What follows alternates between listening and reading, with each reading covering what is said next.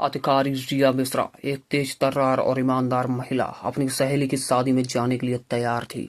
उन्होंने कोई सरकारी वर्दी नहीं पहनी थी, न कोई सुरक्षा घेरा था, न ही कोई चमकती गाड़ी। वह एक साधारण जीन्स और टी शर्ट में थी, जो किसी भी आम लड़की की तरह दिख रही थी। उनकी मोटरसाइकिल हवा से बातें कर रही थी और वह शादी में पहुंचने की जल्दी में थी। जैसे ही वह सुंदरगढ़ शहर के पास पहुंची, उनकी नजर सामने सड़क पर लगे एक पुलिस चेक पोस्ट पर पड़ी। वहां 3-4 पुलिसकर्मी खड़े थे और उनके बीच इंस्पेक्टर रमेश सिंह अपनी वर्दी में पूरी अकड़ के साथ खड़ा था। उसकी नजर रिया मिश्रा पर पड़ी और उसने तुरंत हाथ में लाठी उठाकर उन्हें रोकने का इशारा किया। रिया ने बिना किसी बहस के अपनी मोटरसाइकिल सड़क के किनारे लगा दी और शांत खड़ी हो गई।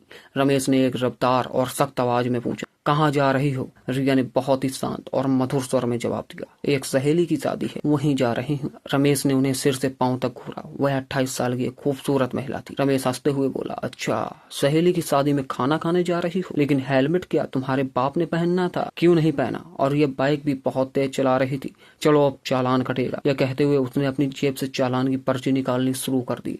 रिया समझ गई कि उसकी नीयत ठीक नहीं है और यह सब एक बहाना है। उन्होंने कहा, सर, मैंने कोई कानून नहीं तोड़ा है। ओ मैडम, हमें कानून मत सिखाओ, रमेश चिल्ला कर बोला। उसने पास खड़े कांस्टेबल की तरफ देखा और फिर रिया की ओर मुड़कर कहा, इसे सबक सिखाना होगा। अचानक रमेश ने अपना हाथ उठाया और रिया के गाल पर जोर से एक थप्पड़ मारा। बहुत सवाल कर रही है, जब पुलिस कुछ कहे तो चुपचाप मान लेना चाहिए, वह गुस्से में बोला। रिया का सर एक पल के लिए घूम गया, लेकिन उन्होंने तुरंत खुद को संभाल लिया।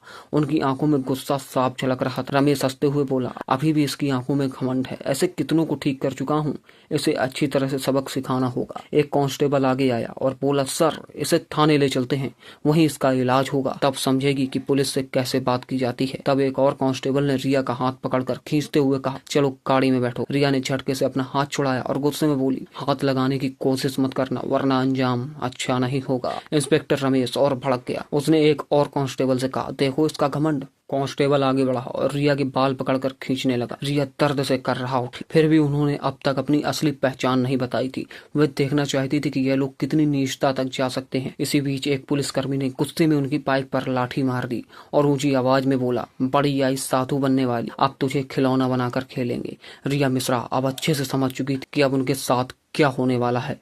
इंस्पेक्टर की आंखों में गुस्सा भरा था। वह जोर से चिल्लाया, तेरे जैसे कई होशियार देखे हैं, पुलिस से पंगा लेगी, आज मजा चखाएंगे, चलो इसे थाने ले चलते हैं। इस समय भी रिया मिश्रा चुप थीं।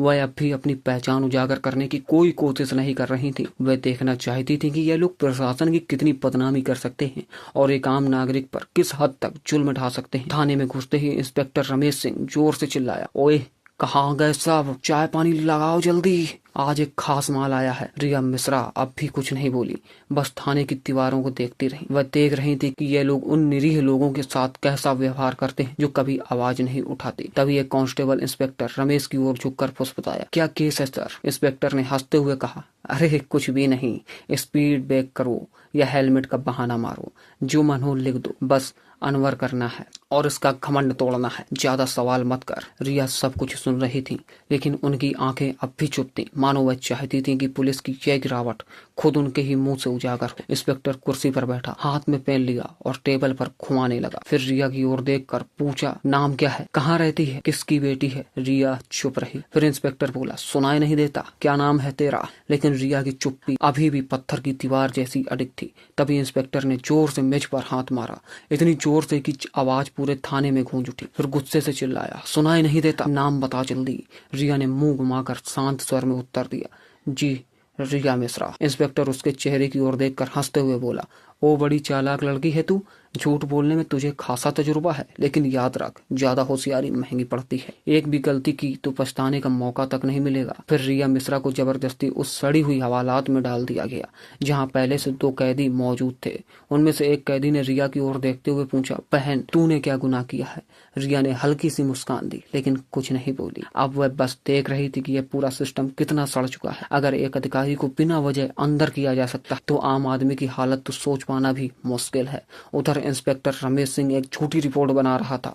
उसने आदेश दिया, इसके ऊपर चोरी और ब्लैकमेलिंग का केस ठोक दो, और फाइल पर हाथ मारते हुए बोला, चलो जल्दी। एक कांस्टेबल ने हिचकते हुए पूछा, लेकिन सर, बिना सबूत? रमेश हंसते हुए बोला, इस थाने में सबूत लाए नहीं जाते, बनाए जाते हैं। कुछ देर बाद एक कांस्टेबल कोठरी में आया और रिया के कंधे पर जोर से हाथ मारा। तभी इंस्पेक्टर रमेश सिंह ने भी हाथ उठाया ही था